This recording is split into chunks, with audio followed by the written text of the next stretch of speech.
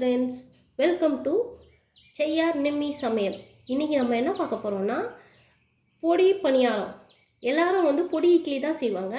நான் இன்றைக்கி பொடி பணியாரம் செய்யறது எப்படின்னு காட்ட போகிறேன். அதுக்கு தேவையான பொருட்கள்: 2 கப்பு இட்லி மாவு எடுத்து வச்சுருக்கேன். அதுக்கப்புறம் 1/4 கப்பு தேங்காய் துருவி வச்சுருக்கேன். அதுக்கப்புறம் கேரட் ஒரு கேரட் துருவி வச்சுருக்கேன். அப்புறம் ஒரு மீடியம் சைஸ் வெங்காயம்,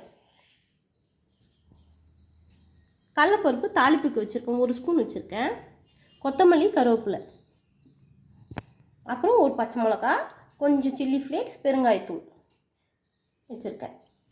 அப்புறம் நெய் பொடியும் இட்லி பொடியும் நெய் 2 டேபிள் ஸ்பூன் போல் எடுத்து வச்சுருக்கேன். வாங்க இது எப்படி செய்யலான்னு பார்க்கலாம். அடுப்பு பற்ற வச்சு ஒரு பேன் வச்சுக்கலாம். அந்த பேன் ஹீட் ஆகட்டும். 1 டேபிள் ஸ்பூன் போல் எண்ணெய் ஊற்றிக்கலாம். எண்ணெய் காயட்டும். எண்ணெய் காஞ்சதும் நம்ம எடுத்து வச்சுருக்கோம் இல்லையா, 1 டேபிள் ஸ்பூன் கடலைப்பருப்பு, அதை போட்டுக்கலாம்.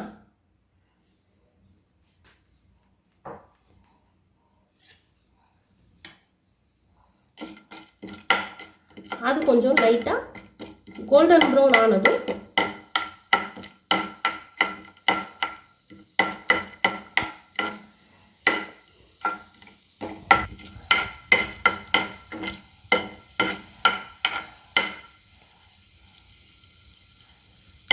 லைட்டாக கலர் சேஞ்ச் ஆனதும் நம்ம வெட்டி வச்சுருக்கோம் இல்லையா ஒரு வெங்காயம், அதை போட்டுக்கலாம்.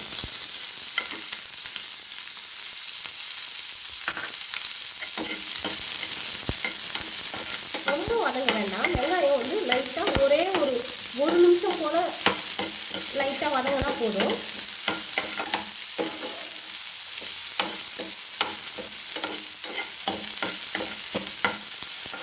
கொஞ்சம் க்ரன்ச்சியாக இருந்தால் கூட நல்லா தான் இருக்கும். ஏன்னா ரொம்ப வதங்கிடுச்சுன்னா நல்லா இருக்காது. இப்போ என்ன பண்ணலாம், வெங்காயத்துக்கு தேவையான அளவு உப்பு போட்டுக்கலாம். உப்பு போட்டுட்டு நல்லா கலந்து விட்டுட்டு எடுத்து வச்சுருக்கேன் இல்லையா பச்சை மிளகா, கொத்தமல்லி, கருவேப்பிலை, இந்த பெருங்காயத்தூள், சில்லி ஃப்ளேக்ஸ் எல்லாத்தையும் போட்டுக்கலாம். எல்லாத்தையும் போட்டுட்டு கலந்து விட்டு ஆஃப் பண்ணிக்கலாம்.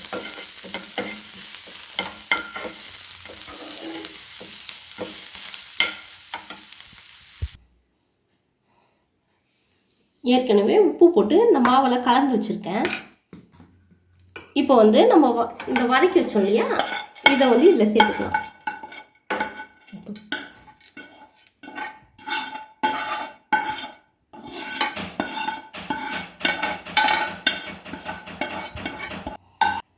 இப்போது துருவி வச்சுருக்கோம் இல்லையா, அந்த கேரட்டை போட்டுக்கலாம்.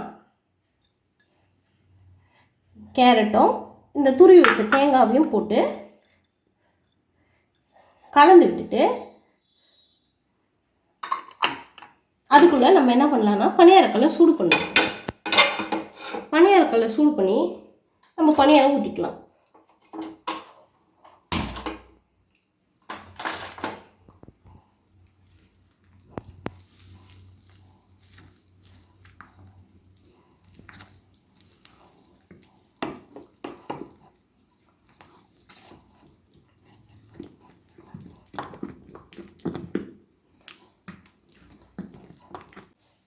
இப்போ என்ன பண்ணலாம், நான் பணியாரம் சுடுறதுக்கு எண்ணெய் தான் இன்றைக்கி யூஸ் பண்ண போகிறேன். நீங்கள் நெய் ஊற்றியும் சுட்டுக்கலாம். நம்ம பணியாரக்கல் காஞ்சதும் சிம்மில் வச்சுக்கலாம். ஏன்னா ரொம்ப ஹை ஃப்ளேமில் வச்சோம்னா தீஞ்சிரும். அதனால் சிம்லேயே வச்சு நம்ம பணியாரம் சுட்டு எடுத்துக்கலாம்.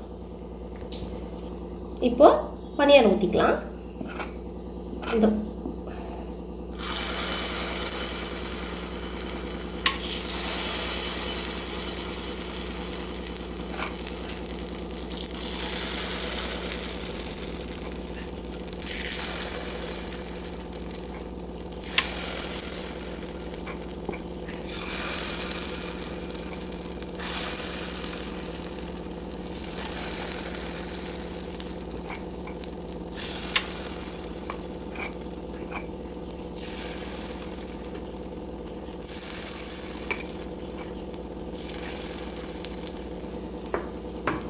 இப்போ மூடி ஒரு 2 நிமிஷம் அப்படியே வச்சுக்கலாம்.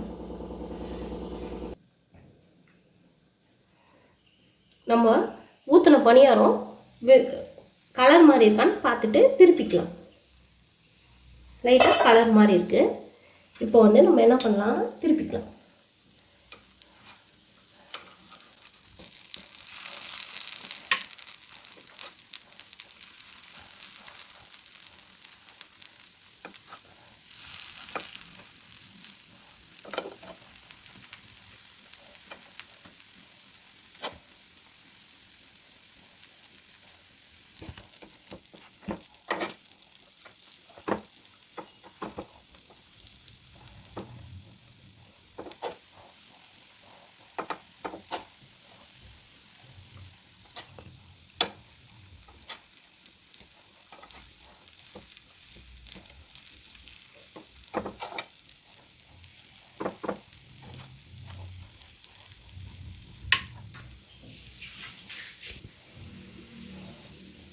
இப்போ வந்து எல்லாத்தையும் திருப்பி விட்டாச்சு. மூடி போட்டு ஒரு 2 நிமிஷம் திருப்பி வேக விடலாம். 2 நிமிஷம் ஆயிடுச்சு. நம்ம இப்போது ஓப்பன் பண்ணி பார்க்கலாம். பணியாரம் நல்லா வெந்துருச்சு.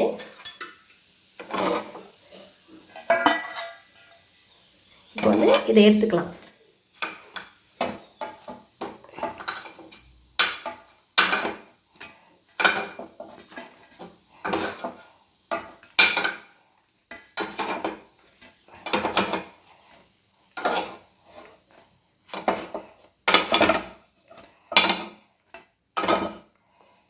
நம்ம ஏற்கனவே வதக்கி வச்சுருக்கோம் இல்லையா, அந்த பேனே எடுத்துக்கலாம்.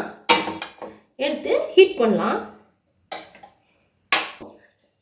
பேன் காஞ்சதும் ஸ்லோ பண்ணிவிட்டு 1 டேபிள் ஸ்பூன் போல் நெய் சேர்த்துக்கலாம். அப்புறம் இது கூடவே 1 டேபிள் ஸ்பூன் போல் எண்ணெய், ரெண்டையும் சேர்த்துட்டு எண்ணெய் காஞ்சதும் இந்த எண்ணெயும் இந்த நெய்யும் வந்து ஈவனாக ஸ்ப்ரெட் பண்ணிவிட்டு இப்போ என்ன பண்ணலான்னா, நம்ம எடுத்து வச்சுருக்கோம் இல்லையா 2 டேபிள் ஸ்பூன் போல் இட்லி பொடி, அதை ஃபுல்லாக இப்படி போட்டுக்கிட்டு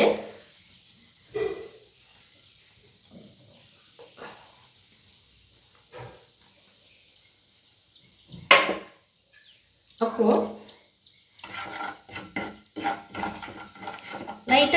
லைட்டாக அப்படி கலந்து விட்டுட்டு நம்ம எடுத்து வச்சுருக்கோம் இல்லையா செஞ்சு வச்ச பணியாரத்தை போட்டுக்கலாம். போட்டுட்டு நல்லா வந்து எல்லா இடமும் படுற மாதிரி ஈவனாக எல்லா இடத்துலையும் படுற மாதிரி கலந்து விட்டு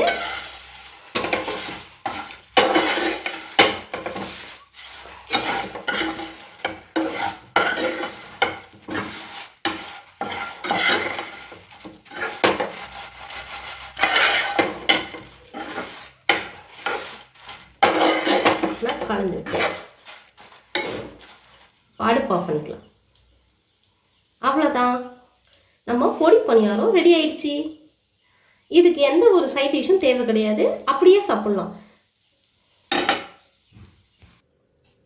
பணியாரம் வந்து காலையில் பிரேக்ஃபாஸ்ட்டுக்கும் நீங்கள் செஞ்சு கொடுக்கலாம். இல்லை ஈவினிங் குழந்தைங்களுக்கு ஸ்கூல்லேருந்து வந்ததுக்கப்புறம் ஈவினிங் ஸ்நாக்ஸாகவும் செஞ்சு கொடுக்கலாம்.